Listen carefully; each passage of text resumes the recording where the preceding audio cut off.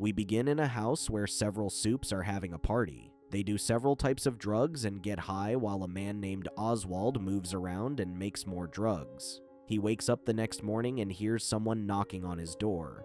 Oswald opens the door and doesn't see anyone. He suddenly sees a dog named Terror, and Butcher emerges. He enters the house as he holds Oswald and asks him if he knows who he is. Oswald says he provides drugs for soups, and Butcher asks him where he keeps the children's blood. He says he knows that Ironcast drinks it to beg an erection, and says he knows everything. Butcher asks Oswald what the Great Wide Wonder is into, and Oswald says he's into enemas. Great Wide Wonder puts a tube up his anus and gets high on the drug that enters him. Butcher gives Oswald a strange fluid and tells him to add it to Great Wide Wonder's drugs. He tries to stab Butcher with an injection, but Butcher stops him and threatens to throw him off the balcony.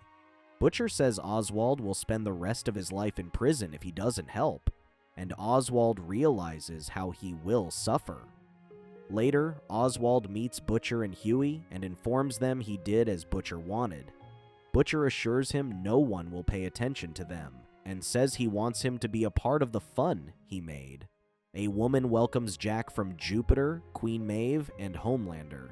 Homelander talks to the crowd and says they'll be inaugurating Great Wide Wonder into the Superhero Hall of Fame, and Great Wide Wonder arrives.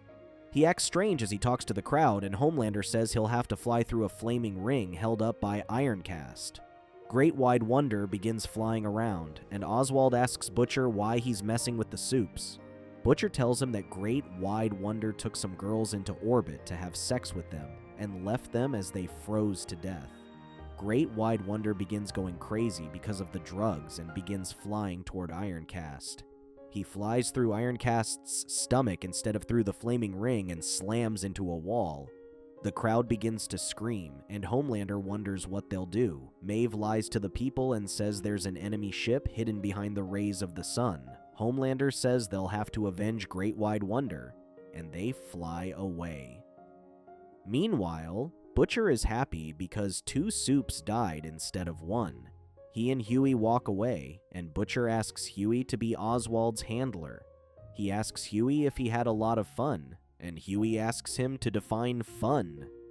A man named Stan Edgar announces to the public and welcomes the latest and greatest superhero named Homelander. The audience cheers as he lands on the stage, and reporters ask Homelander some questions. Homelander talks about how he always wanted to be a professional baseball player but had to give up on his dreams of joining the big league. He says that Vought is in the big league but remembers how he was tortured as a child while several scientists experimented on his powers. He then introduces Black Noir and says they will be teammates. The audience cheers as they see Black Noir, and Homelander gets upset. Homelander talks to Madeline later, and she says Black Noir doesn't want him to take his #1 stage. She says she's building a good future for him and says he shouldn't let Black Noir take it away. Later, a reporter talks about how some liberators kidnapped several executives and plays a video. The kidnappers say they won't release the hostages unless they close the factory.